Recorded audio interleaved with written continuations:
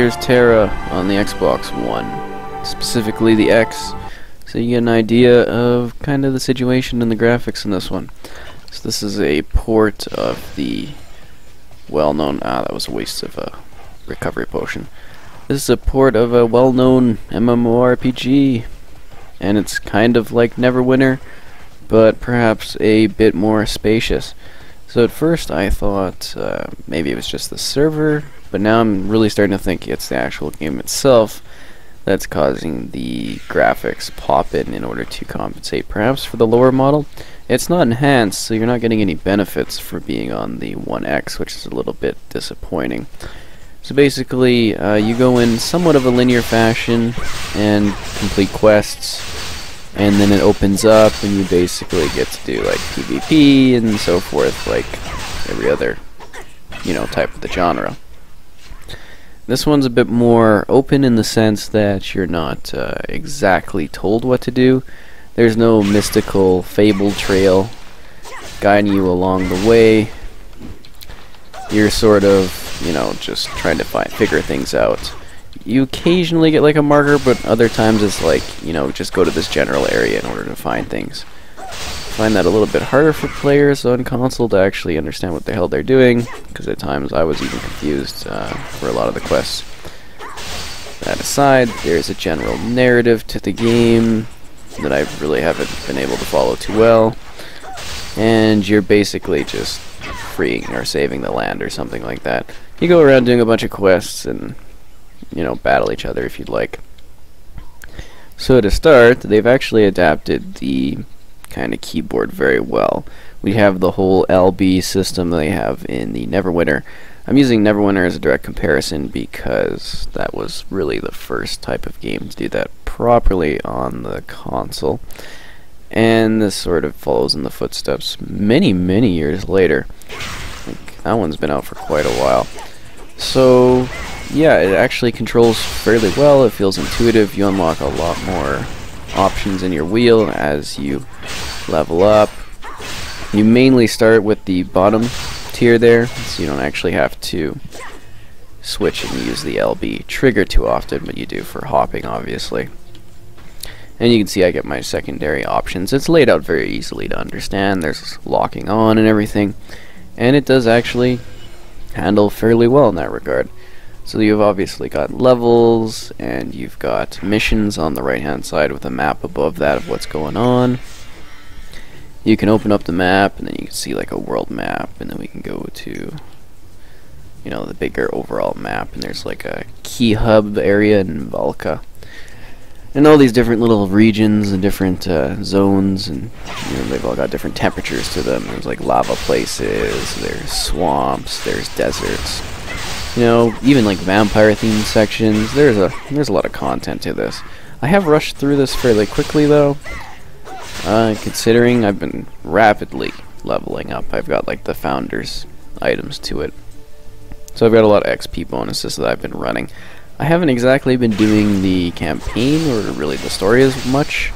I did it for the first part, and then once I unlocked multiplayer, the bonuses were so good that I basically just played that to super level. You get like a mad amount of XP for leveling up in that, or for winning in that game, and it helps you level very fast. So obviously killing things will get you loot and items. We have a main character area. There's multiple species of characters and multiple classes you can choose from. You'd be like warriors, mages, so forth. Bunch of different options. Basically gotta find what you like and kinda go from there. So this is my general stat. Oh jeez. As I get attacked from behind, fantastic. The enemies in this spawn really fast.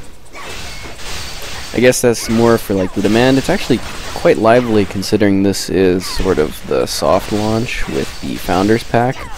It's not even generally available to the public yet, and it's actually quite popular. I'm going to move to the side so that I'm not getting constantly attacked by things, because they do like instantly spawn. Again, the graphic pop-up. It's the worst in these kind of areas where there's like grass and stuff, but it's available. You see it everywhere in the game. And there's even worse like lag and stuff once you get to the more heavily, densely populated areas. So back to this, we've got a fairly intuitive menu. You can choose your sort of title. You can see your records. And then there's your inventory. Your inventory has a lot of depth to it. So you can see on the far right there how it kind of matches up. You can wear earrings, necklaces, have stones attached, different pieces of body armor. And you obviously try to get better stuff as you continue. They give you armor quite a bit as you're leveling for hitting certain markers and everything. And you get bonus scrolls. They give you additional items like resurrection, health, XP bonuses you get every once in a while. And I've been, as you can see, stacking those. I already have like a bunch that are put into use right now. And then there's a certain level of crafting too. So you take kind of my sword, for example, over here, and then you can menu it, and then you can equip crystals, you can enchant in order to level it up. I've already maxed this out for what I can do so far with it, but you know, there's lots of different options in that regard. And then you can kind of move over to the actual skills. You have a wide range of skills that you basically pay for as you level. You learn, like you have the option to learn them, and then you pay gold and so forth. It hasn't been too hard to get gold in the early days, like the early levels. It was a little bit more difficult. And then on top of that, you have glyphs, which you improve your skills further. You gotta glyph it up. And then you get an extra sort of bonus on top of it in a certain way, depending on what the description is and what you choose. You got passive skills, special skills, riding skills. We got Firebird. You can have pets. Cool, right? I don't know why it defaults to the horse every time, even though I got this sick fire thing. Makes no sense to me.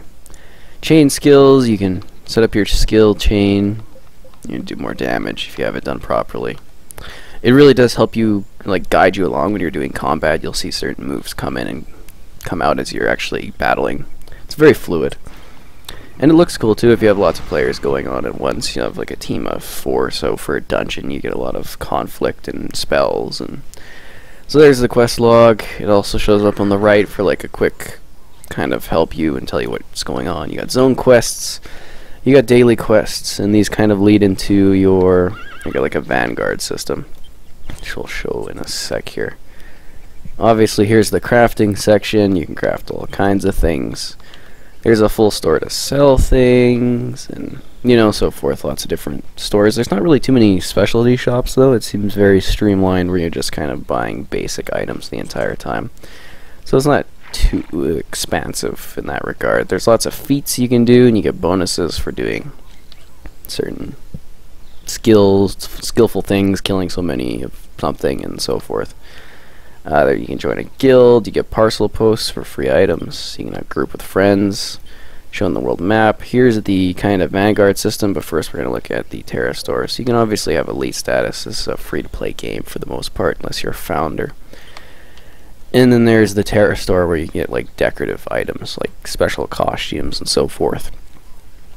Different mounts, accessories, loot boxes for better stuff. You know, you can have special loot boxes to get things if that's something you like doing. There's services, additional character slots, bank expansions. I think I'm gonna get a panda with my amount. I'm not too sure. Yeah, strong box keys. You get boxes every once in a while that you can sort of open with these keys for special items. Was it under pets? I don't think it was under pets. Mounts. Yeah, the panda. The big panda mount would be fun. But I do have the Firebird, so I don't know. I haven't decided yet. Weapon skins and so forth. So you get the idea of it, you know, like really just decorative, funny things. I mean, if you get like the XP bonuses, you're gonna get like an advantage, obviously, so you're gonna be leveling. But they give you a lot of stuff anyways, so it's not too necessary. So here's the Vanguard Requests. We have like daily bonuses for time. You've got general quests you can do, missions. There's the battlegrounds where you do this weird Kumas Royale thing where you're these baby monsters that fight each other. It's stupid but strangely strategic, and that has been a powerhouse for leveling and getting gold. It's no longer giving me gold because I think I sort of maxed out. There's the Iron Battleground, which seems to be like the less popular mode for some reason, but that's another option, and you get story quests. quests too, and then there's solo quests and specialty things and so forth. You can do the instance matchmaking where you're doing levels. Ooh, Cautious Hideout, I didn't know that one was available. And of course, like the battleground matchmaking, if you just want to do that regularly. I did notice that there is a number of issues with that. I seem to get disconnected quite a bit, or it'll just be like the game will shut out when I'm doing the PvP areas. I haven't had it happen, like I haven't had the game crash while I've been actually playing the regular areas, but definitely in the PvP sections it has been prone to do that a few times, and then you get like dropout status, which means you can't matchmake for a long time. Well, not a long time, I think it's 15 minutes or so, but it's still like a huge inconvenience when it's not really your fault. But yeah, that's it. You go around and you fight things on your mount with other people, by yourself, with different classes, and so forth. We're gonna perhaps tackle a dungeon here in a sec. Just kind of want to show off the area a bit, in case we matchmake too quickly, which hasn't been too much of a problem, but it could be really fast.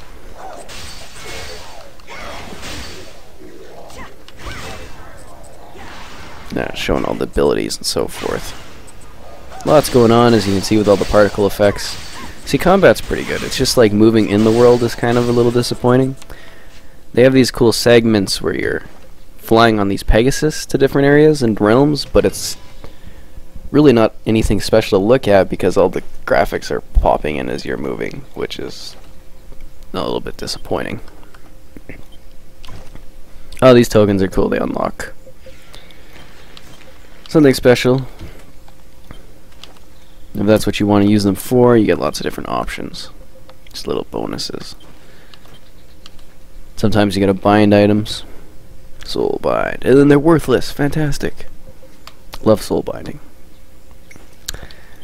Cool, and we'll just quickly matchmake for a dungeon. So we get the bonus for doing the Golden Labyrinth, but I haven't really tried the other one yet. And you do kind of get more dungeons as you level up. They're very focused on that. And then the matchmaking just happens in the bottom right corner right there, completely out of the way, and then it just lets you know what's happening. If it can't find certain people for your squad, it'll let you know, and you can decide. I was like, oh, okay, I don't care if we don't have this particular character class or something. And then you kind of go from there.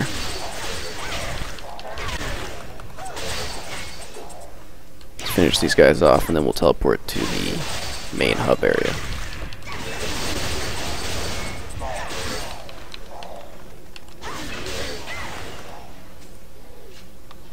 That's what I thought.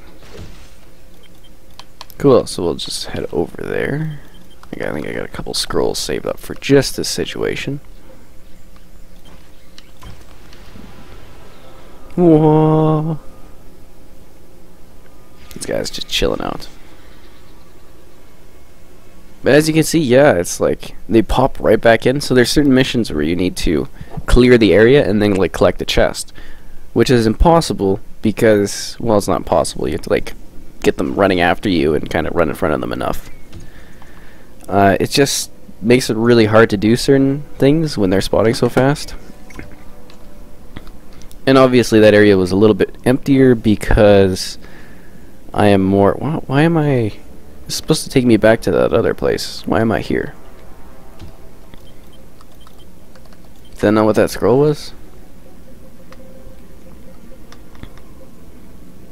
Oh, I used the safe haven scroll. That's fantastic. I wanted to go back to Valiant, but here I am. Don't worry, I think there's a flight thing at the end of this. Oh, and you can chat too. There's keyboard support if you have one plugged into your console. Only for the typing though. Nothing else. And yeah, it's sort of an expansive world. I really like the start of it, but I felt that as I got like to this level, really 47, 46 or so, around there, it started to get a little bit grindy, and it's not really leveling as fast. I don't know. I think it's fun For free to play, you don't really feel pressured to buy anything, which is nice, but you can get decorative items if that's your sort of thing. And there's lots of different customization options. It's not too much though, because every time you get like items, I guess there's a ton of different costume items, because you get new armor and then your character's costume changes entirely with that. So yeah, that's kind of how that goes. But you see, these are supposed to be really cool moments where you're flying on a Pegasus and then everything's just loading in as you're flying. That really kills it. And there's no reason the 1X shouldn't be able to handle this sort of loading. Is just really disappointing, to be honest. So we're going to load into the dungeon, and hopefully I don't die. I will say, though, that the game does load really fast. It's never taken more than a few seconds to get to a new area. And the worlds actually are fairly large in scale. Lots of different subsections to them. So, as opposed to the direct multiplayer, where you have groups of people fighting each other doing things, the dungeons are a sort of cooperative against the AI experience. We're together fighting the smaller monsters, and then the BAM monsters. I guess I learned that word today. The big monsters, and they give you the most XP and stuff. So hopefully we have a good balance of characters here, because when things are successful, I'm constantly getting healed and just kind of tanking on people. But when they're not, I get slaughtered. Yeah, lots of loot to do. And again, it does feel a lot like Neverwinter if you've played that game on Xbox in the past, or PlayStation, I guess, too. It's available. Well, this is, and that one. It's just a bit more open as opposed to that game, and it seems a bit more streamlined too, if that makes sense, just in what you're doing. But yeah, they do actually get the keyboard translated over well, and this is sort of the full experience, so that's nice too. And hopefully we continue to see more MMORPGs get transferred over in the future. Because, I mean, the more that come, the more they go, oh, this is a place we can actually make this happen and compete on. Are we moving forward, or? Dun, dun, dun, dun, dun, dun. I think it looks cool, you know, just the combat segment. I really wanted to do a dungeon, just to showcase the sort of visuals you get when you have a lot of people going on and battling with different moves. I'm not pulling off all the stops yet, because we are just fighting the mundane kind of like side characters on the way to the actual big bosses, but I think we're going to be fighting a big guy in a sec here. Once we get into this room, or the next one? No, not yet.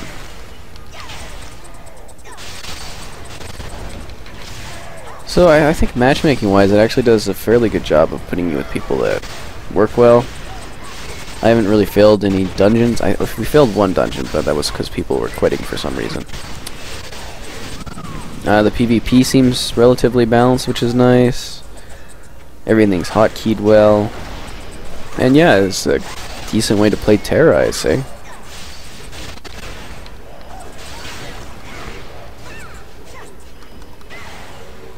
Cool, there we go. And obviously there's countless hours of gameplay, whether you're doing the quests or actually just sort of PvPing. I've just been really neglecting the actual story elements because the PvP has been so lucrative for leveling so far. And yeah, I'm just trying to get through it as fast as I can as far as reaching the level cap and stuff. I think 48 is a fairly good point of seeing things. There's a good selection of dungeons. All of the, I guess, achievement/trophies are tied to your actual dungeon playing. You get ones for leveling, and you get ones for doing each of the various dungeons. This is wild looking.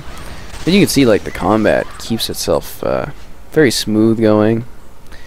And these dungeons, you know, they actually are perfectly fine in the smaller areas. You don't get that load-in that you're seeing on the bigger sections, which is just sort of really bizarre. Anyways, that's Tera. We'll probably do a quick cut here showing off a big creature, but that's about it.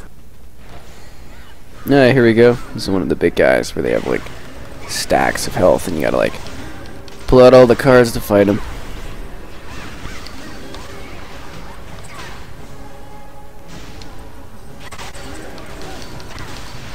And you're gonna see all these different kind of combo moves come into play.